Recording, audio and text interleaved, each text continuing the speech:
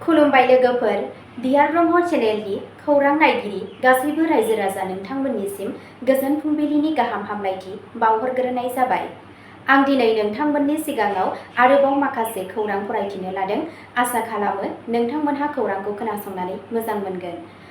दिनैनि गाहाय रादाबफोराव दङ। राभा हानजाफोरा कामरुपआव 6थि फारिलाइनि दाबिखौ गोदान खालामफिनदों।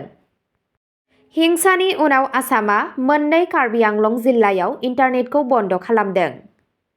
बांलादेशआव सासे हिन्दु लाइमोनखौ बुथारनायनि सायाव बेंगली युथ फेडारेशनआ कक्राझाराव सोमावसारदों। आसाम फरायसा आफादआ बांलादेशआव हिन्दुफोरनि हेंथायै हिंसायारि जाथायखौ हेंथा होदों। आसाम सीएमआ सांग्रांथि होदों दि जुदि गुबुन हादोरनिफ्राय हाबफैनायनि अनजिमाया बांलांगोन अब्ला रायजोआ बांलादेशनि बाहागो जानो हागौ। गुवाहाटीनि सासे सुबुङा रेलवे तारआव नांनायनि जाहोनाव मोब्लिब गोहोजों जोखोम जानानै जिउ गोमायो। कार्बि आंलं उखैहाब सोमावसारनायखौ लिंहरनाय मोनथाम जथुम्माया जोबबाय। दानिया फैदो आबुं रादाबाव। गिबि खौराङावनो दङ। राभा हानजाफोरा कामरुपआव 6थि फारिलाइनि दाबिखौ गोदान खालामफिनदों। आसामाव राभा हारिनि आफादफोरा फिन खेबसेबाव दाबि खालामदों दि राभा हासं गावखुंथाय आफादखौ संबिजिरनि 6थि फारिलाइनि सिङाव सोफानांगौ। कामरुप जिल्लानि बामुनिगावआव खुंफुंजानाय साननैनि बे बोसोरारि जथुम्मायाव बे दाबिखौ फिन खेबसे खालामफिननाय जादों। बे जथुम्माखौ मोनथाम गाहाय राभा आफादफोरा खुंदों आरो बेयाव समाजनि दैदेनगिरि, लाइमोन आरो आइजो सोद्रोमाफोरा बाहागो लादों। दैदेनगिरिफोरा बुंदों दि राभा सुबुंफोरनि मोनथाय, हारिमु, हा आरो सिनायथिखौ रैखाथि होनो थाखाय 6थि फारिलाइनि थामोनथाया गोनांथार। बे हाबाफारिनि समाव हारिमुआरि हाबाफारि, फिरफिला दैखांनाय आरो मान बावनाय हाबाफारिबो खुंनाय जादों। बुंथिगिरिफोरा हादोरसा आरो मिरु सरकारफोरखौ गोबाव समनिफ्रायनो सोलिबोनाय दाबिफोरखौ सुफुंनो थाखाय थाबैनो राहा लानो खावलायो। आफादफोरा राभा हारिनि संबिजिरारि गनायथि आरो गासै जौगाखांनायनि थाखाय गोजोन आरो खौसे नाजानायखौ सोलिबाय थानो थांखि लायो। नैथि खौराङाव दङ। हिंसानि उनाव आसामआ मोननै कार्बि आंलं जिल्लायाव इन्टारनेटखौ बन्द खालामदों। मावख'आरिफोरा फोरमायनाय बादिब्ला होखारनायजों सोमोन्दो थानाय जेंनाफोरखौ लानानै गोदान हिंसायारि जाथाय सोमजिनायनि उनाव सरकारा कार्बि आंलं आरो सोनाब कार्बि आंलं जिल्लाफोराव इन्टारनेट सिबिथायखौ दान्दिसेनि थाखाय बन्द खालामदों। मोननै हानजानि गेजेराव जानाय दाङाबाजियाव खमैबो सा-8 सुबुंफोरा जोखोम जायो, जायनि जाहोनाव पुलिसआ थासारिखौ सामलायनो थाखाय लावथिजों आरो टियार गेसखौ बाहायनो गोनां जायो। ओनसोलाव रैखाथि हानजाखौ गोख्रों खालामनाय जादों आरो थासारिया दुंहाव थासारिजों मोगा-मोगि जादोंब्लाबो मावख'गिरिफोरा सावरायज्लायनाय आरो खुंथायारि राहाफोरनि गेजेरजों सरासनस्रा थासारिखौ लाबोफिननो थाखाय खामानि मावगासिनो दं। थामथि खौराङाव दङ। बांलादेशआव सासे हिन्दु लाइमोनखौ बुथारनायनि सायाव बेंगली युथ फेडारेशनआ कक्राझाराव सोमावसारदों। अल BTC Bengali youth student Federation ABBYF आ 23 दिसेम्बर खालि बांलादेशआव सासे हिन्दु लाइमोनखौ बुथारनायनि हेंथायै कक्राझाराव धर्ना होदों। बे दिन्थिफुंनाया कक्राझार टाउननि शान्तिनगराव जादों। सोमावसारगिरिफोरा नसुंआरि हादोराव हिन्दु बाङाइ अनजिमानि सोद्रोमाफोरनि हेंथायै बांबोनाय हिंसा आरो अनागारफोरनि सायाव दुखु फोरमायदों।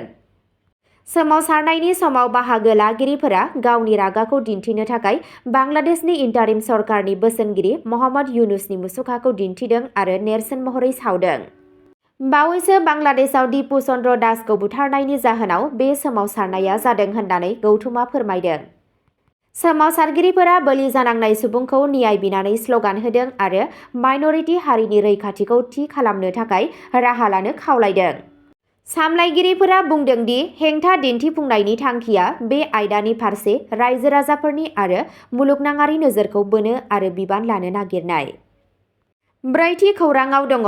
आसाम फरायसा आफादआ बांलादेशआव हिन्दुफोरनि हेंथायै हिंसायारि जाथायखौ हेंथा होदों। 22 दिसेम्बर खालि अखिल भारतीय बिद्यार्थी परिषद ABVP नि आसाम मुलुगसोलोंसालि इउनिटआ बांलादेश हादोराव हिन्दु माइन'रिटिफोरनि सायाव बांबोनाय हिंसा आरो अनागारि खालामनायनि हेंथायै धर्ना होदों।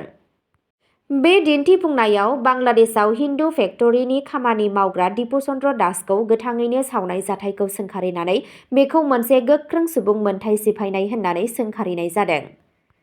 हिन्दुफोरनि सायाव गाग्लोबनायनि सायाव सिरियै थानायनि अजद होनानै फरायसाफोरा स्लगान होयो आरो महम्मद युनुसनि मुसुखा सावो। बिथांमोनहा ग्रेटार बांलादेशनि सोमोन्दै बुंनायखौबो सोंखारिदों, जाय बिथांमोनहा बुङो दि बेयो भारतनि सा-सानजा ओनसोलनि थाखाय खैफोद दं।